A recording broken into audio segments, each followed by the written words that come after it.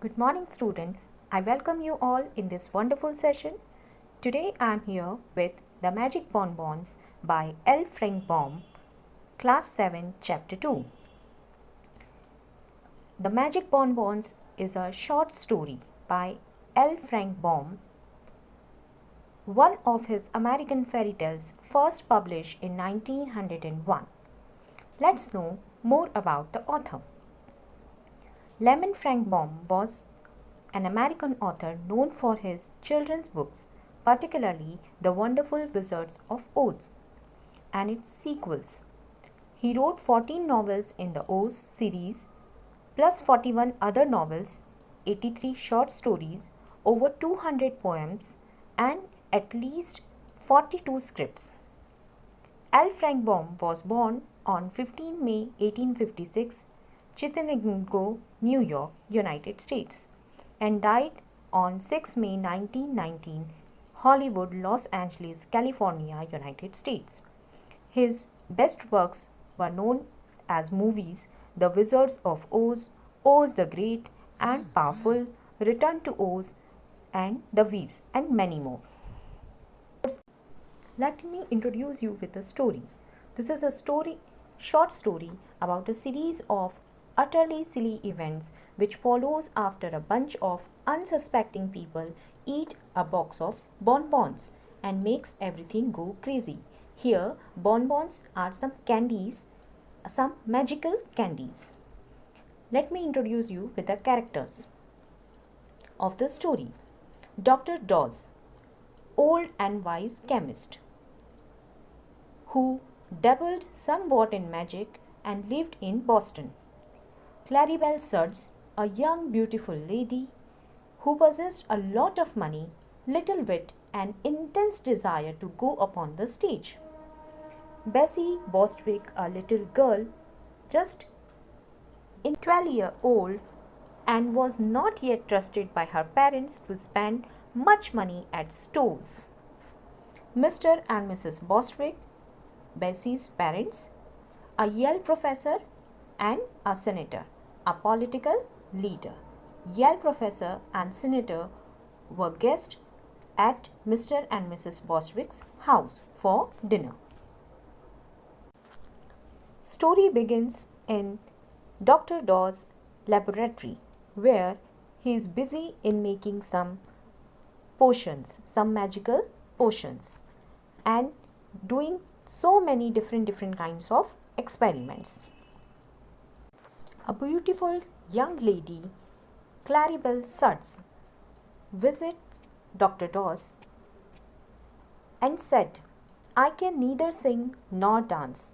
I cannot recite verse nor play upon the piano. I am no acrobat nor high kicker, yet I wish to go upon the stage. What shall I do?" Doctor asked, "Are you willing to pay for such accomplishments?" He was a wise chemist, so first he was talking about the money. "Certainly, Uncle Dawes," answered Claribel, jingling her purse. Jingling means just putting her hand and tossing the coins.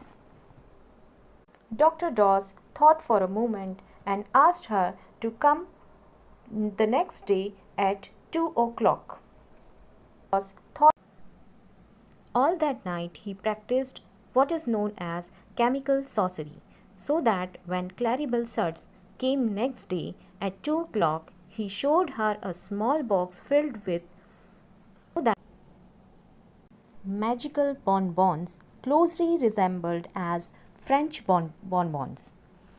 He said, "This is a progressive age, and your Uncle Dawes keeps right along with the processions.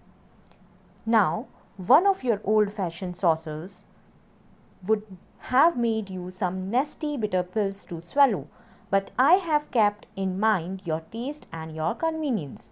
So here I am presenting you some magic bonbons. If you eat this one with the lavender color, you can dance thereafter as lightly and gracefully as if you had been trained a lifetime. After you consume the pink one, you will sing like a nightingale. Eating the white one, will enable you to become the finest elocutionist in the land. The chocolate piece will charm you into playing the piano better than Rubinstein. While after eating the lemon yellow bonbon, you can easily kick 6 feet above your head. How delightful! Exclaimed Claribel. She was truly enraptured. She said, "You are the most clever sorcerer." She was delighted, happy, and exclaimed. And she held out her hand for the box. But wise chemist asked for the check first. And she said, "Oh, how stupid of me to forget it. Oh, yes." She signed the check for Dr. Dawes, and then only Dr. Dawes allowed her to carry the box. But before leaving, she asked and inquired anxiously, "Are you sure you have made them strong enough? It usually takes a great deal to affect me." "Are you sure?" Dr. Dawes replied, "My only fear is that I have made them too strong, for this is the first time I have ever been called upon to prepare these wonderful confections. Don't worry." Claribel was very happy and amazed. She started dreaming as if she happy. Claribel was happy, delighted, and amazed. She started dreaming. She was visualizing herself as a star, surrounded with reporters and fans, signing autographs for fans. But suddenly, on the way, she recalled that she has to purchase some grocery. While shopping in grocery store, she placed the precious box on the ribbon counter and forget all about it. The little Bessie Bostwick came to the counter to buy a hair ribbon and laid her parcels besides the box. When she went away, Bessie gathered up the box of magical bonbon, unknowingly with her all other bundles. Bessie never knew about it, that she is carrying somebody else's box. Now see what happened at the Bostwick's home. Bessie was unaware about the extra parcel, what she carried. At home, when she counted her parcels, she came to know that she had one extra. She opened it and exclaimed to see candies. She thought it's too small matter to worry about. There are only 5 candies. So she placed candies into a dish and threw the box. She picked up a chocolate piece as she was fond of chocolates. Now here the magic begins. As soon as she ate bonbon, she was eager to make some melodies on piano. Under the influence of the chocolate bonbon, she sat down and ran her fingers lightly over the keys and producing such exquisite harmony that she was filled with amazement at her own performance. But that was just the prelude. The next moment she dashed into Beethoven's 7th stanza and played it magnificently. Her mother, hearing the unusual burst of melody, came downstairs to see which musical guest had arrived. But when she discovered it was her own little daughter who was playing so divinely, she had an attack. And she was amazed. She sat down on sofa until it should pass away. Bessie played one piece after the another, untiring energy. She loved music and she kept on playing preludes after preludes and harmonies after harmonies. Twilight deepened in the room and Bessie's father came home.